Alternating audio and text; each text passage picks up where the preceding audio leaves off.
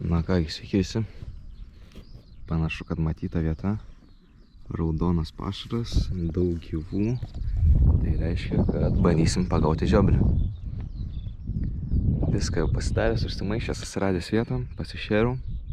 Turiu netgi ir krevečių pasiėmęs visko. Tai lieka bandyti gaudyti. Srovė nemaža, 80 gramų šėryklą užsidėjęs. Tokioje vietoje įdomiai sėdžiu. Ten aukščiau šiek tiek upės. Ramiau, bet ant srovelės atsisėdau. Todėl ir šėrykla šiek tiek sunkesnė, grūblus įrankis dėja. Tokioje upėje norėtųsi tiesiog tik su pikeriuku, o ne su Neries Nemuno galingumo meškere, bet ką padarysim? Bandom, gaudom, žiūrim. Na kągi, žiūrovai. Panašu, kad galimai žiobris.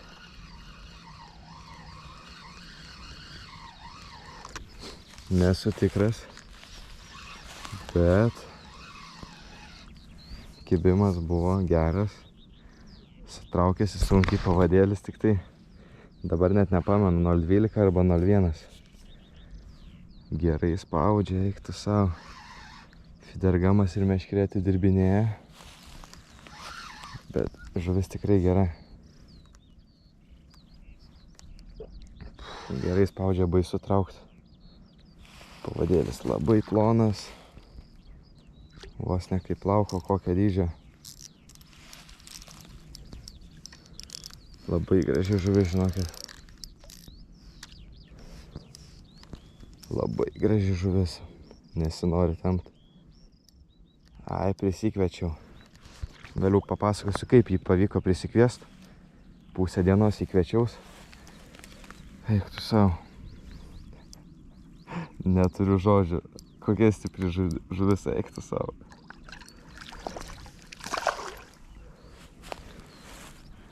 Kosmosas. Tiesiog kosmosas, neištraukiu dar. Nesu su feederiu tiek kovojęs. Oi. Va, pažiūrėkit, žmonės. Koksai gražus žiobris. Oi, čia raištukai. Oi, gražuolės.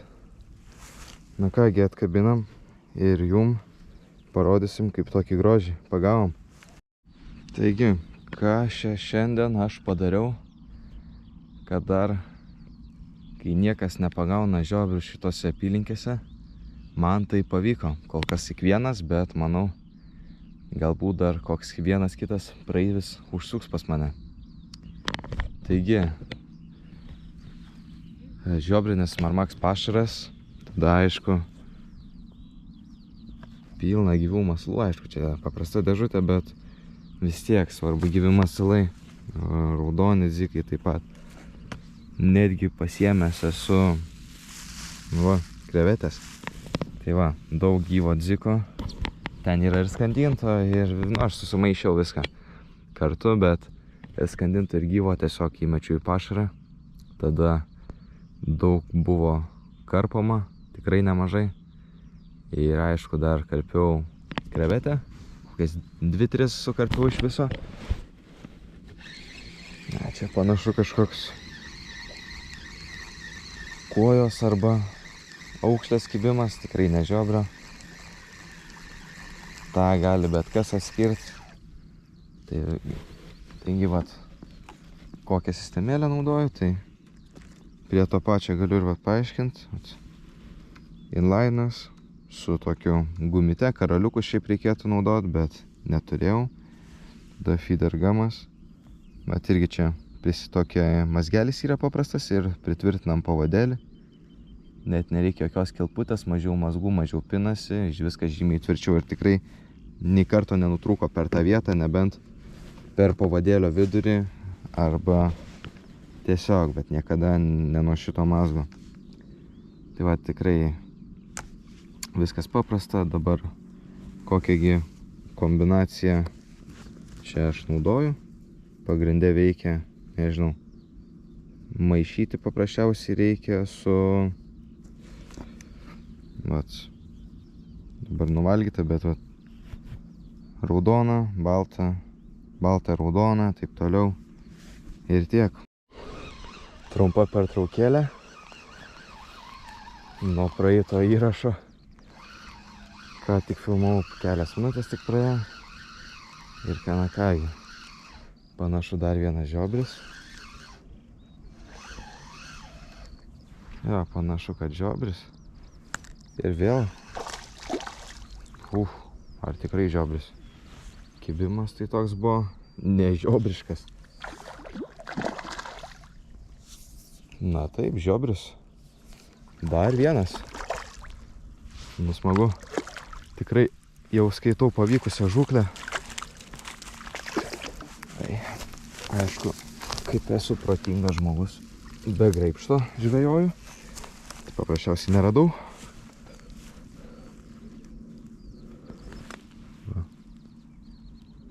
Super, kokia graži nosytė. Taigi apie įrankius ir kągi naudoju. Nieko nuostabaus. Rytukė mano pasikeitus. Turėjau Daiwa N-zoną, kaip matėt, Distance. Bet jinai man tiesiog per sunki. Ir man malonumo daug žvejoti nėra su ją, ypač tokioj va vietoje. Tai esu persikeitęs mano senoji Excusimo, pirmoji realiai rytukė dugninės. Senai buvo padėta jau ant palangės, bet teko vėl pasinaudoti. Įrankis kaip visada, Blažanka Optima Evo Pro. Mano vienintelis realiai feederis. Turiu du, bet naudoju tik šį pagrindę. Labai patinka, pakankamai jautri viršūnėlė, gražiai amortizuoja žuvį. Aišku, tai yra upinis kotas, galingas, tai nereikia labai tikėtis iš jo daug lankstumo ir elegantiškumo, bet savo darbą tikrai atlieka puikiai. Nieko daugiau neturiu ką pasakyti. Kibiras, gyvi, trikojis paprastas iš salmo. Ir daugiau nieko ir nereikia, tik kad žuvis kibtų. Ir tiek. Naują bairį susigalvojau, pasiėmiau paprastą škurlį. Užsikišau už kelnių, pasidėjau ant kelėno, pasaka, kaip patogu, nereikia lenktis, dėtis vandens ant rankų, šalti, jeigu ypač šaltesnė diena, tiesiog prasivalai ir viskas, ir po to gale dienos išsiplauni. Nežinau, kodėl tik dabar sugalvojau, visi profai daro, visus tai matau darant, irgi nereikia jokio čia įpirkti brandinio škurliko. O tuo metu, kai mes kalbame, turime dar vieną žiobrį. Nu, pasisekė. Galbūt net kibimas matėsi, nesu tikras. Panašus žiobris, galbūt mažesnis netgi. Va, kotas. Smagiai viršūnėlė tik atidirbinėja. O pats kotas yra pakankamai kietas, skirtas dideliem svoriam, dideliai srovai. Šitas panašu mažesnis žiobriukas. Oi, bet kokie jie. Dar visiškai jau plaukia nerš, bet dar jėgų pilni. Šis mažesnis toks, labiau į ilgį, o ne į storį. Oi. Ai, kaip aš taip be graibšto žiobrį žvejot važiuoju tokiais krantais. Va, gražuolis ir dar vienas gražuolis. Tiesiog pasaka, nežinau, ko daugiau norėt. Per 15 minučių 3 gražūs žiobriai. Nu, tiesiog kosmosas. Iš tikrųjų, nepamirškit prenumeruoti, laikinti, pakomentuokit, ką norėtumėt sužinoti, arba ką man norėtumėt patarti. Ir tiek. O gal jums kyla klausimas, kur buvau dingęs, ką veikiau, kur video, pusę metų, daugiau negu pusę metų nieko nekelta. Tai iš tikrųjų nesnaudžiau. Buvo iš tikrųjų dėta daug darbo link video. Stengiausi padaryti, iš tikrųjų gal 10 bandymų buvo, bet tiesiog nesėkmingai ir Ilgio ežeras ir toliau tas mano laukinis sezono užsidarimą bandžiau žiemą prašilus oram pabandyti pažvejoti. Taipogi karpių bandymai, netgi 2 buvo pagauti karšį neryje pavasarinį, einantį link duobių, bet tiesiog ką padarys, nekibo, nebuvo ir tiek. Tai gal tikriausiai daug kas nežino iš jūsų, bet užsiregistravau į pirmasis savo varžybas, žvejybos. Tai bus karpių žvejybos varžybos. Tai pažiūrėsim, kaip seksis, nauji įrankiai, naujos smegenis, daug išmokta, buvau ir parodoje karpininkų. Taigi tikrai pamatysi dar, ko nematė, labai tikiuosi. O iš kol mes kalbam ir vėl turime žiobrį. Tiesiog pasaka, draugai, prenumeruokit. Stengsiuos tikrai nenuvilt, daugiau video daryti, tiesiog paskutiniu metu niekaip neišėjo, deja. O dabar turime žiobrį. Bandom jį traukti į paviršių. Šitas irgi netoks didelis panašu bus. Šiek tiek kamerą galim nuleisti. Galbūt net plūdinę užsimesti čia dabar būtų įdomu. Nu bet ne, plūdinę kitai dienai palieku. Šį kartą tik pasimėgau tiesiog gražiai su dugninukė. Šitas dar spardosi, aišku, šiek tiek leidžiu, nes, kaip sakiau, plondi pavadėliai. Pavadėlis metrą ilgio. Būtinai naudoju šoklyderį, nes tokia žuvi, kuri labai mėgsta spardytis. Ir naudojant plonus pavadėlius labai mėgsta plėšti pavadžius. Pirmas kibimas taipogi buvo nuplėštas. Todėl bandau atsargiai traukti. Galima gal ir daugiau paforsuoti, bet nėra man noro čia jį taip tempt. Ai. Na kągi. Oi, čia jis apalom šiek tiek, bet va. Gražus žiobris. Na, kokia burė graži. Kaip matot, du balti, vienas raudonas per vidurį ir tiek. Tiek tai reikia pagauti žiobrį. Draugai, nežinau, ką jums sakyti daugiau. Iš karto tiesiog metimas, 3 sekundės žiobris. Aš taip gražiai pasistačiau į visą, į vieną tašką. Tiesiog pasaka, tiesiog nežinau, kiek galiu kartuoti tą žodį, bet nežinau, man viena mėgstamiausių žuvų su feederiu gaudyt. Karšis tikrai, man atrodo, ne tiek linksma, ne tiek priešinasi. O žuvis gal net mažesnė, bet jėgos tai kaip pas arklį. Na, ateik čia žiobriuk. Čiut gal mažesnis. Bet aš ant kiekvieno taip sakau, bet šitas iš tikrųjų toks. Nors ne. Ta pati kombinacija, žinokit, net nekeičiau masalų. Šitą iš karto dedu į vandenį. Oi, bet jie net... Oi, kablys stipriai įsmigęs. Geri kabliai. Kągi, šitą iš karto jėmam ir paleidžiam. Tokio neteisėtą nedėsiu, nedickas. Bet taipogi, tuoj parodysiu, kaip greit ateina kibimas. Taigi, pabandysiu dabar parodyti, kaip greitai ateina kibimas. Nežinau, aišku, nebūčiau aš, jeigu pradėčiau filmuoti ir kažkas nesusipainiotų arba į krūmus neįmesčiau. Gerai, apalom. Bandom mest. Metimas tolimas, beveik iki kito kranto. Praktiškai susiradęs esu gražią vietelę su akmenukais. Akmenuotų dugnu ir ką? Skaičiuojam. 1, 2, 3, 4, 5, 6, 7, 8, 9, 10, 11, 12, buvo kibimas, 13, 14, 15.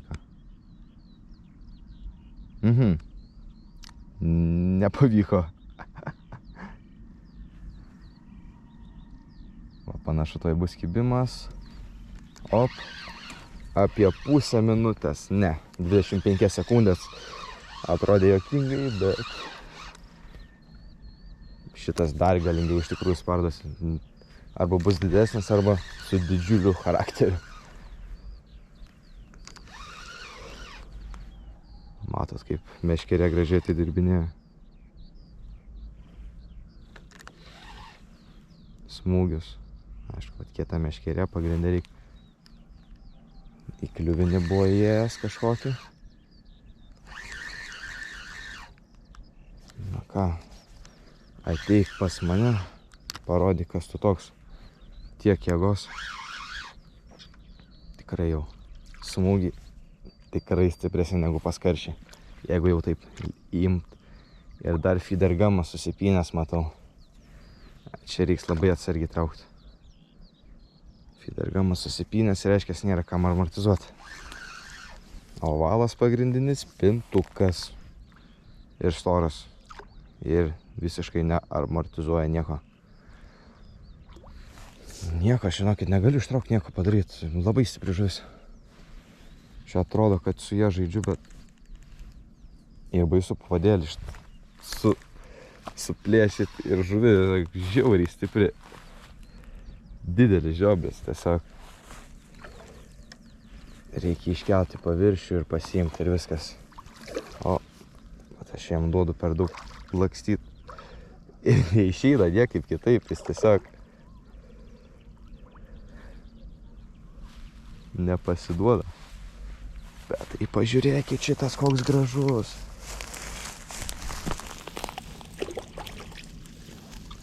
Eik tu sau. Dar didesnis. Ir čia iš vis didžiausias panašu. Wow. Kokie gyvuliai. Gerai, kol traukiu dar vieną žiobrį vėl, turiu jums klausimą. Ar jūs norėtumėt video, jeigu kad ir nebūtų pagauta jokios žuvies? Nes tikrai daug esu daręs ir dabar gali nepavykti. Tikrai neblogi gaunas daug informacijos, bet nepavyksta žuvies pagauti. Tai slėgis sumažėja, tai padidėja staigiai, tai oro sąlygos blogos, šiaip nenori kaip žuvis. Tai va toks va klausimas. O dabar net nežinau, ką daryti. Filmuoti kiekvieną žuvį? Nežinau, pabandysim. Ar jum jau nenusibado, kai aš tiek traukiu. Bet va, viskas yra labai paprasta. Labai viskas paprasta, daug gyvo. Tik kilogramą pašaro iš tikrųjų pasiėmiau. Dar viena graži žuvis. Tai va, šiandien toks laimikis. 1, 2, 3, 4, 5 lygtai žiobriai. Ir tiek, iki kito susitikimo pasimatysim kitoj žvejyboje.